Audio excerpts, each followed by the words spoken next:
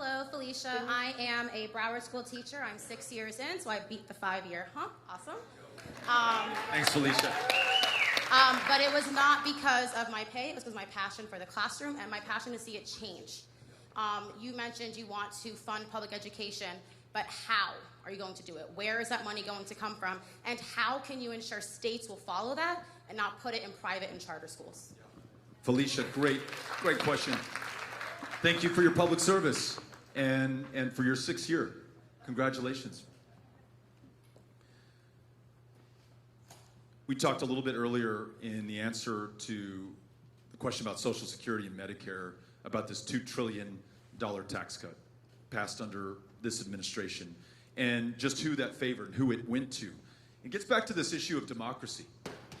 If that tax cut did not work for most Americans, how did it get passed and signed into law? It's a function of those who have access, who can purchase influence and outcomes, who literally can write the tax code through their lobbyists and then pay members of Congress to pass it.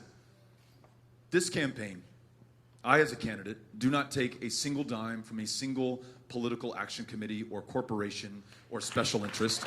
It is all people, all the time.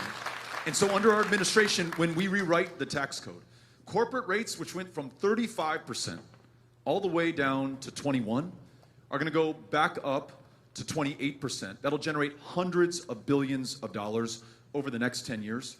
In our administration, capital will be taxed at the same rate that ordinary income is taxed. The income that you're making as a teacher and an educator, let's make sure that those who make their money off of investments are paying the same rate that you are. That generates hundreds of billions of dollars over the next 10 years.